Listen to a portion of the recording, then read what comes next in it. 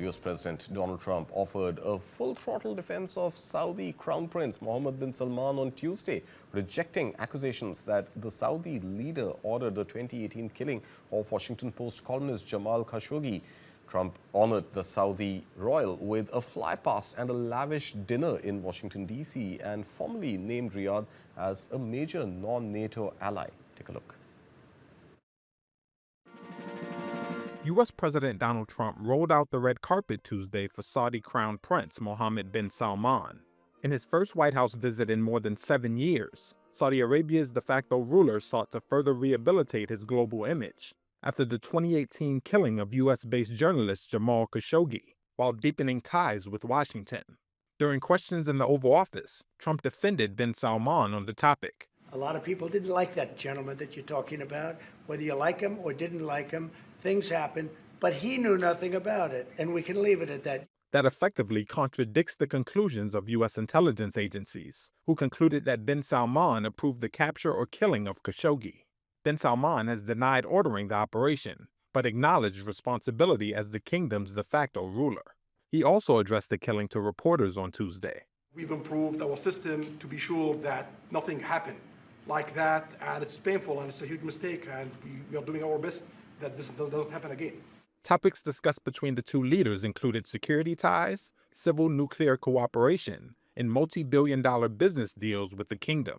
Trump announced an agreement that Saudi Arabia would invest $600 billion in the United States, while the Saudi Crown Prince promised to up that investment to $1 trillion. It all underscores how much of a priority Trump has made of ties with Saudi Arabia, as uproar over Khashoggi fades. Andrew Lieber is a political science assistant professor at Tulane University. I think the Trump administration is much more transactional with respect to Saudi Arabia.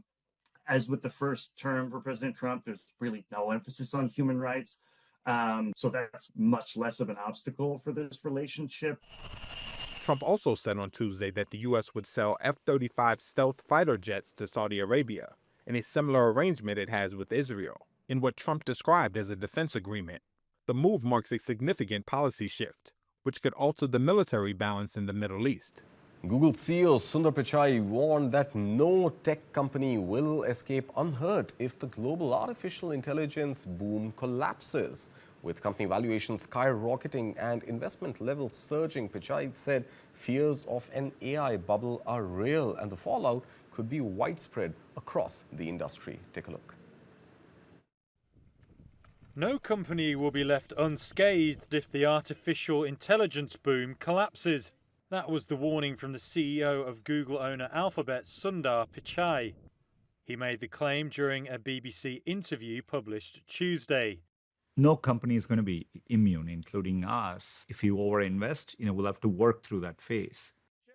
Pichai said he thought Google could cope if a possible bubble burst, and further called the current wave of AI investment an extraordinary moment. While he said there might be some elements of irrationality in the market, Pichai was positive about the future for AI technology.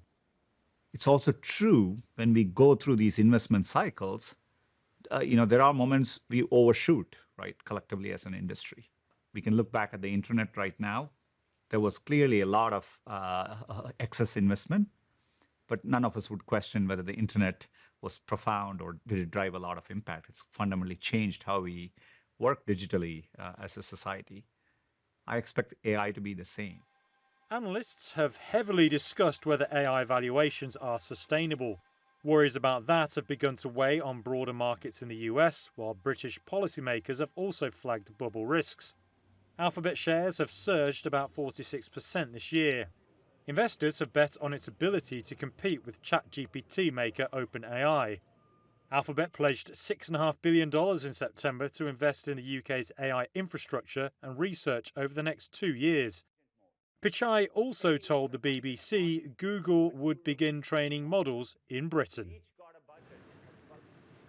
Staying with the subject of artificial intelligence, Wall Street's massive bets on AI face a major test on Wednesday when Nvidia reports its latest results. Investors will be watching closely for any signs of exaggerated concerns about an AI bubble. Take a look. U.S. stocks started Tuesday in the red as concerns about lofty equity valuations intensified. Mega-cap tech stocks led the decline, including those of AI-related companies such as chip powerhouse Nvidia. It reports earnings after the closing bell on Wednesday, and the results are seen as a litmus test for the AI-driven rally that has pushed markets to record highs this year. Market participants will be hanging on every word from CEO Jensen Huang on the company's outlook, including Wedbush Securities Managing Director Dan Ives. It's a Super Bowl for tech earnings. I mean, Nvidia and the godfather of AI, Jensen, that's the foundation of the AI revolution. We expect robust numbers that show demand accelerating, not just for Nvidia chips, but overall demand in the AI revolution. One chief investment strategist tells Reuters that investors will be reviewing the results with a fine-tooth comb, looking for any sort of cracks and scrutinizing the guidance to see if this is the beginning of a potentially deeper problem. Ives says he thinks investors are missing the larger picture. In my opinion, investors are underestimating the scale and scope of what this is going to look like with robotics, with autonomous, with the future. Ives dismisses talk of a bubble and says the bull market will continue for another 2 years. An anniversary which will make many of us feel more than a little nostalgic. Microsoft's Windows operating system turns 40 this Thursday. It's been 4 decades since Bill Gates unveiled Windows 1.0 back in the year 1985.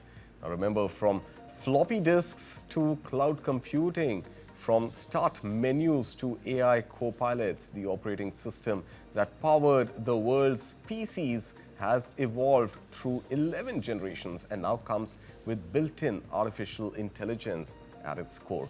Listen in to Bill Gates just before this occasion.